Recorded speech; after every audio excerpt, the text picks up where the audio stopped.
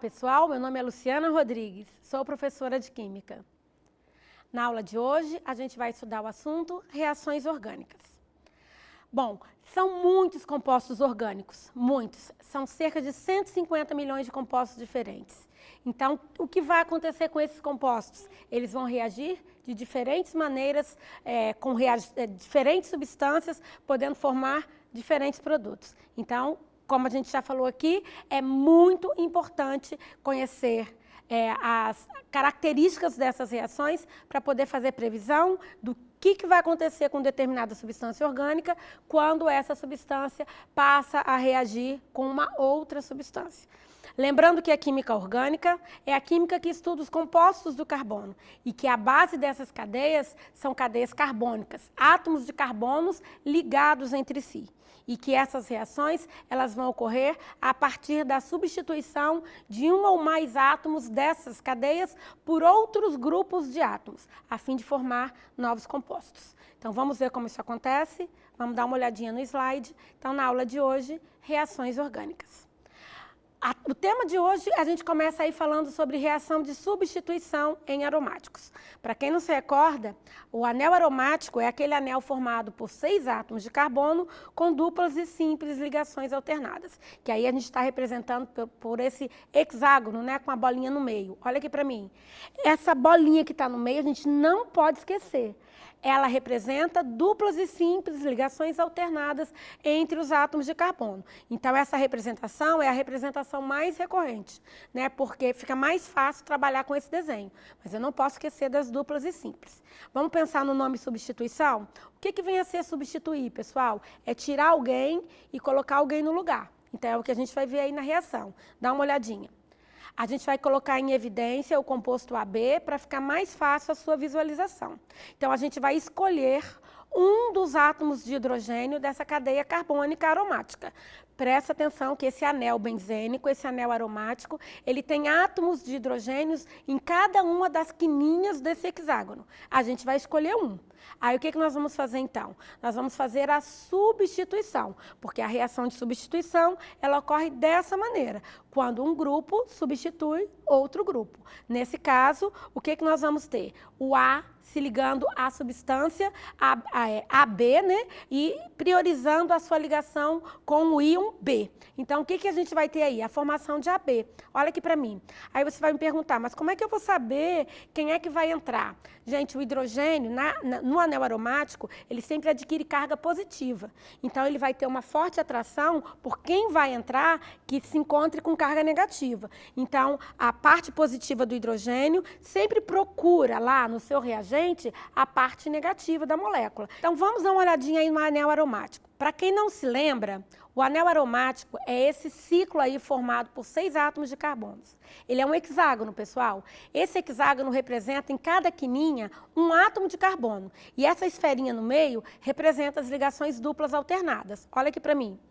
É a maneira mais fácil que a gente tem de representar esse anel aromático. Eu poderia, sim, desenhar os átomos de carbono, lembra?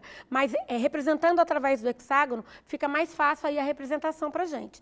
E lembrando que aquela esferinha ali no meio, aquele círculozinho, né, não uma esfera, é um círculo, ele representa as duplas e simples alternadas. Vamos olhar o slide? Eu vou colocar em evidência o AB.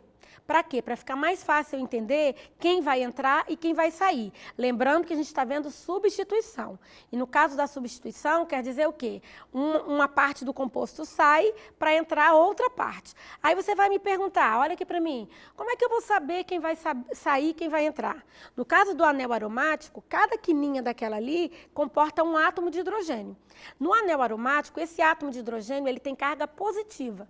Então, ele vai ser substituído pelo reagente, a parte positiva desse reagente. Então, é só você observar quem é a parte positiva para fazer a substituição. Olha lá o nosso slide. Então, o hidrogênio que está em evidência, eu poderia pegar qualquer um, mas eu peguei esse hidrogênio aí em evidência, ele vai reagir com a parte negativa do meu reagente, formando HB. Esse HB, então, ele é um dos produtos da reação. Mas o meu produto principal é o produto orgânico, onde eu tenho uma substituição do átomo de hidrogênio pela parte A do meu reagente. Então, observa se é ou não uma substituição. O hidrogênio sai e o A entra. Então, eu fiz uma substituição dentro da cadeia, dentro do anel aromático. Essas reações, pessoal, elas são muito específicas. Precisam de condições ideais, elas têm que ter condições apropriadas para que elas ocorram. Então, eu vou te dar aí 3 exemplos de substituição em aromáticos. A halogenação, a nitração e a sulfonação. No caso da halogenação, a gente tem aí a entrada do halogênio. Então, a gente está trabalhando aí com halogênio cloro. Olha aqui para mim, sempre lembrando que halogênio é o grupo 17 da tabela periódica, tá? Então, toda vez que ele faz referência a halogênio, eu tenho que recorrer à tabela periódica e lembrar quais são os elementos que estão lá. Claro que eu não preciso saber, né, em mente, decorado, quem são os halogênios, é só consultar a tabela, afinal é para isso que ela existe. Volta lá no slide.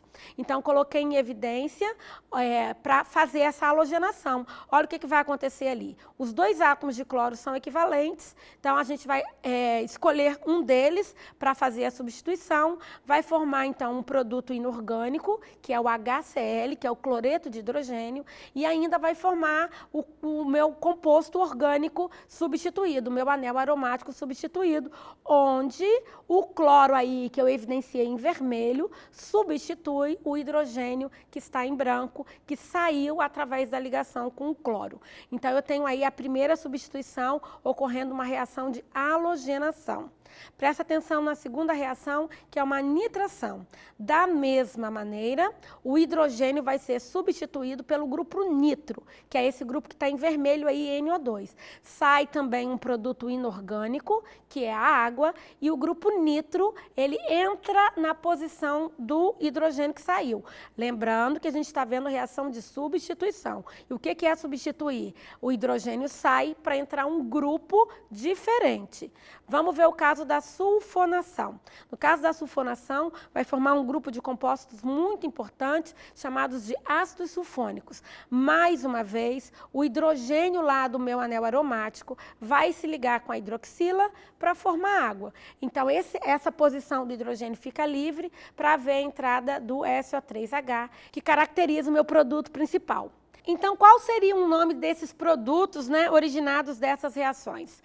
Lembrando, pessoal, dá uma olhadinha aqui para mim, que o anel aromático, né, que a gente tem conhecimento, sabe como ele é, e é preciso saber, né, que é esse anel formado por 6 átomos de carbonos ligados com as duplas e simples alternadas, o nome dele é benzeno, tá? Então, a gente chama de anel aromático, é a classe de hidrocarbonetos, mas o nome, como ele é conhecido, é benzeno. Então, quando eu vou dar nome a compostos derivados desse anel aromático, eu não posso usar anel aromático, tá? O nome que eu tenho que utilizar é benzeno. Então, vamos dar uma olhada lá nos nomes, olha só. No caso da halogenação, a gente tem o cloro ligado ao anel aromático. Então, o nome do produto é clorobenzeno. No caso da nitração, eu tenho o grupo nitro, que é o NO2, ligado ao anel aromático. Então, o nome do produto é nitrobenzeno. No terceiro caso, da sulfonação, eu tenho o HSO3, né, o SO3H, que é o grupo sulfônico, ligado ao anel aromático. Então, o nome do produto é ácido benzeno sulfônico. Bom, aí vem a pergunta, Luciana, e se eu tiver que fazer uma substituição no benzeno e já existir alguém ou algum composto, algum grupo funcional lá dentro? Então, observa aí nesse slide que eu tenho o anel aromático já com um substituinte. Então, é como se eu quisesse fazer a segunda substituição. Então, é possível fazer uma segunda substituição? Olha aqui para mim.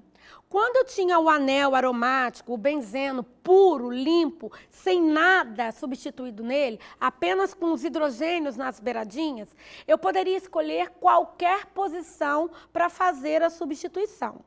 Porém, quando o meu anel aromático, né, quando o meu benzeno já é substituído, quando eu não tenho mais o benzeno, mas, por exemplo, quando eu já tenho um clorobenzeno e quero fazer uma segunda substituição, eu tenho que prestar atenção para identificar qual vai ser a posição que o segundo grupo vai entrar. Vamos dar uma olhadinha no slide? Então, olha o que vai acontecer. A pergunta é, onde vai entrar o próximo substituinte? Onde ocorre a segunda substituição? Então, a questão é, eu tenho que avaliar a estrutura do radical X. Então, presta atenção. Se o X, que já existir dentro do anel aromático, foi o grupo NH2, que é o grupo amino, o grupo OH, que é a hidroxila, for um radical orgânico qualquer, for o cloro, o iodo ou o bromo, olha o que acontece na hora da substituição. Eu tenho as posições em relação ao grupo X. Eu falo que o grupo X, eu começo a contar por ele, tá? É o meu carbono 1, eu posso ir tanto no sentido horário como no sentido anti-horário. Não faz diferença, tá? Mas geralmente a gente gosta muito de fazer no sentido horário. Então eu tenho o carbono 1, que é do substituinte X. Eu vou chamar o próximo carbono à direita de 2, depois eu tenho o próximo que é o 3 e o 4. Aí eu vou poder ter, pessoal, 2 produtos, presta atenção. O primeiro produto é o meu HB, que é o meu produto secundário, né? O meu produto não orgânico, vamos falar assim, e eu vou ter 2 substituições possíveis. Uma, que é a substituição na posição orto, onde a partezinha A entra no lugar do hidrogênio 2.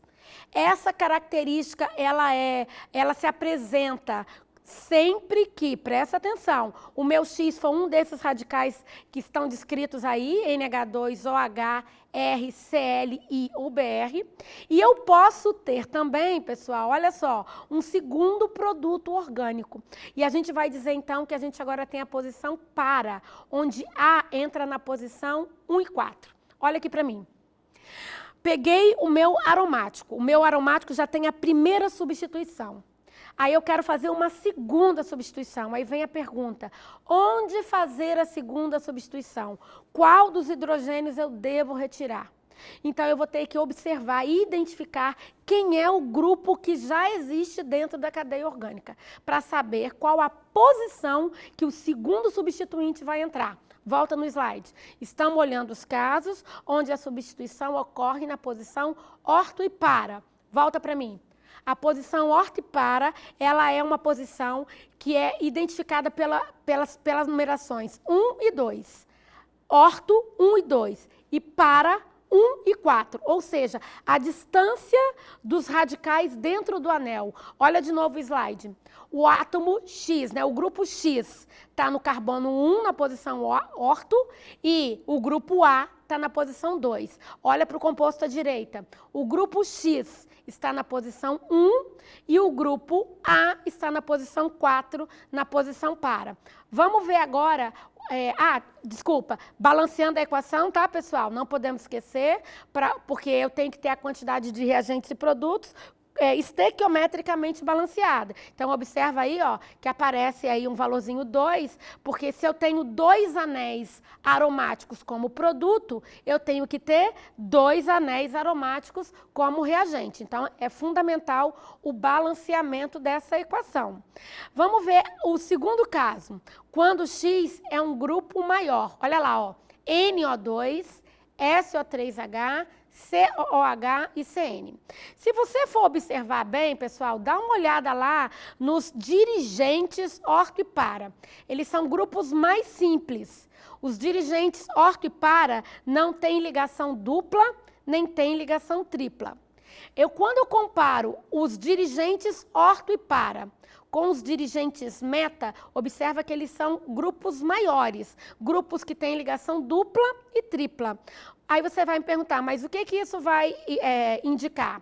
Vai indicar agora que o segundo substituinte não entra mais na posição 1, 2, nem na posição 1, 4. Ele vai entrar na posição 1, 3. Então, eu tenho meu produto inorgânico HB e tenho a substituição do A, né, o A entrando no lugar do hidrogênio, mas agora na posição 1, 3, que é o que a gente chama de posição meta.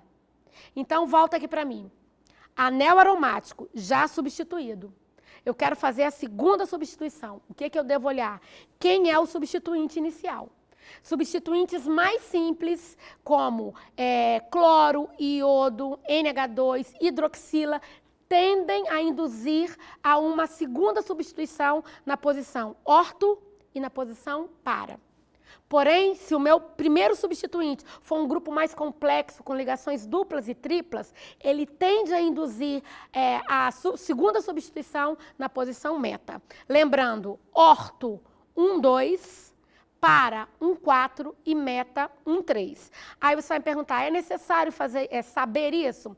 Bom, gente, para completar, né, identificar as reações, mas muitas das vezes existem alguns indicativos nos exercícios, né, que fazem você lembrar dessas informações. Então, vamos dar uma olhada aí no slide e ver como é que isso acontece numa reação real. Presta atenção. Eu tenho 2 anéis aromáticos. No primeiro, eu tenho nele já substituído o grupo amino, que é o grupo NH2, e no segundo, o grupo nitro, que é o grupo NO2.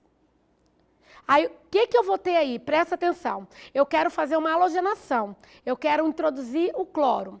Então, a primeira coisa, como eu disse, eu tenho que identificar quem é o substituinte, quem é o NH2 e quem é o NO2. Observe que o NH2, ele dá uma indicação de que a segunda substituição tem que ocorrer na posição orto e na posição para. Então, eu vou ter 2 subprodutos. E o NO2 é um grupo mais volumoso, ele tem ligação dupla, é um grupo grande, ele vai induzir a segunda substituição na posição meta. Então, no primeiro caso, eu vou ter 2 produtos orgânicos e no segundo caso, eu vou ter um só.